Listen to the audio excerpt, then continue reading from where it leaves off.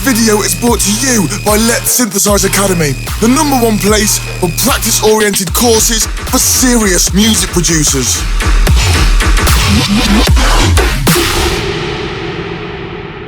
Hey, Letsyn here. Welcome to the new Synthesize Sunday episode. Today is a little different one because I want to show you how I made a little jazzy kind of thing using only operator and a drum library inside of Ableton, like this.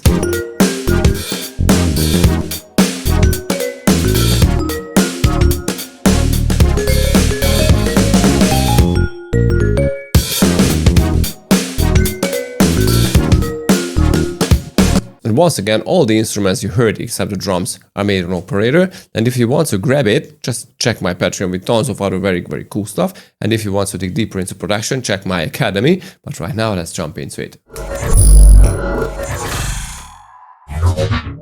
Alright, so let's start with the drums.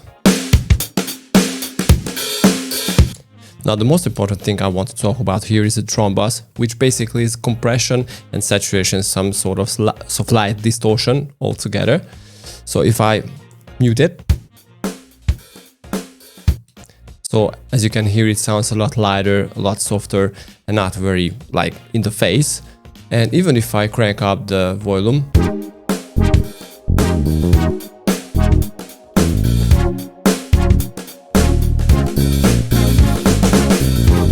it's just not the same. It's still, you can hear that there is no power, there is no presence in the mix of the drums, and that is really not good. So this is why I love the drum bass. And if you don't have drum bass because you are on FL Studio or something like that, you can still use compression and saturation after each other, and of course some EQ after that to tame those frequencies that came from compression and saturation. That is very important. But basically the drums really need those compression and saturation treatment to sound well. It's just perfect. On the master I don't have too much, just a slight compression and the limiter. Without the compression, maybe I dig it a lot more. Without the compression, we don't have the choking sound on every transient. So I'm not a big fan of putting too much things on the master, especially the compression, but this time I felt that it is a benefit to have it here. Okay, so let's start with the main instrument. For me, at least, the main instrument is the xylophone. So this is how they sound, or it sounds. So I'm using operator for that, and I'm starting using the bells rating preset from the factory library. So if you go here, it is in the mallets. You can see here bell, whatever, rattling, bell rattling.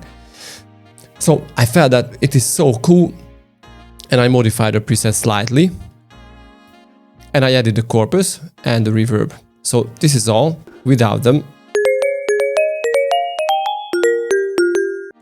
the corpus adds some light extra vibrating effect, as you can hear. And what I did is change the FM algorithm. So I'm using two oscillators, the A and the C, and as you can see, A is modulated by B, C is modulated by D, and it is actually very important because one of the oscillator is the main hit, that lower frequency hit, you know, the physical hit that you hear when you hit those metallic little keys with the hammer. And the second one is the metallic overtones on top of that. So let me show it to you. This is oscillator A playing those physical hit, and the overtones is oscillator C.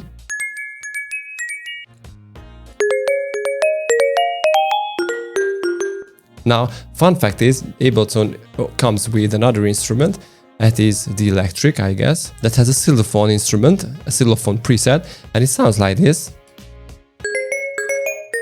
And it's just somehow it is not the same. I don't really like this sound. It's not very xylophonic. Even if I mute the corpus, it's just so I mean, it's so artificial. It does not sound anything like a real xylophone. But with operator, I was able to come up with a really nice sound. I think it's very close to the original. Some pitch envelope to add the transient or the attack of the sound. This is what you cannot do in electric. And some low pass to tame those very, very high and metallic and screechy kind of frequencies on the xylophone, on the operator, see higher frequencies kind of thing. So this is the original sound. This is the original preset. So if I crank it up by 1 octave. So as you can hear, I had to modify this preset a lot. Basically, this is my own sound from this point. But it's so cool, I love its sounds. So I tweaked the FM algorithm and the operators slightly to have that really nice little sound.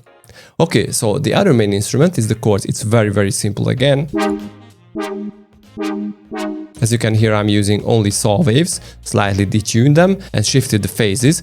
So this creates a really nice and analog sound. I also deactivated the retrigger on every oscillator, which means that it will not sound static every time I hit a note.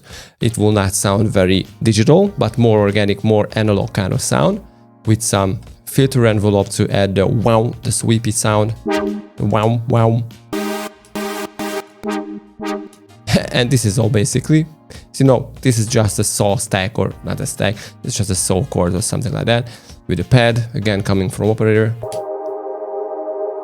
Again, the same preset with the saws, and just filter them heavily. The bass guitar, this is a tricky one, because in the mix you can hear that maybe it can sound like a real bass guitar, but if you solo it, you can hear that.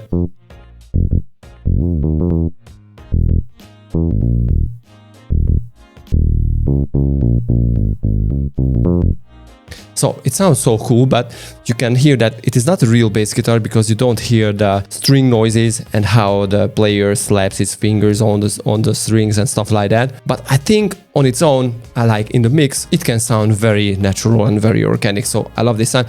Now what you need for that is a filtered saw. As you can see, I'm using a saw 4 and modulated it with a little higher overtones. So I'm using 2 oscillators, as you can see, A and B. Oscillator B is the double of the frequency than oscillator A, and both of them are modulated by C and D, and they are here just to add a little more overtones to it, like a little more crunchier sound. So let me show it to you without them. As you can hear, they're too sobby, so it is not very good. Let's add one. And right now it is a little too much on the middle frequencies, but if I modulate it again with another simple sine, I love it. So there are 2 oscillators. So the main oscillator is A, but the B is really handy here for the mid-bass energy of the sound.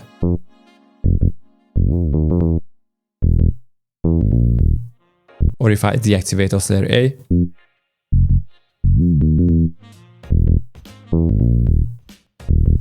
anyway, I love this. I'm not sure why the LFO is here. It is not doing too much. Neither the filter.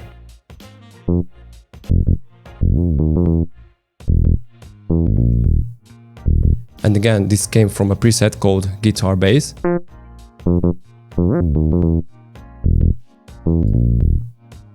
So as you can see, I didn't do too much to this sound, besides some EQing. Without that,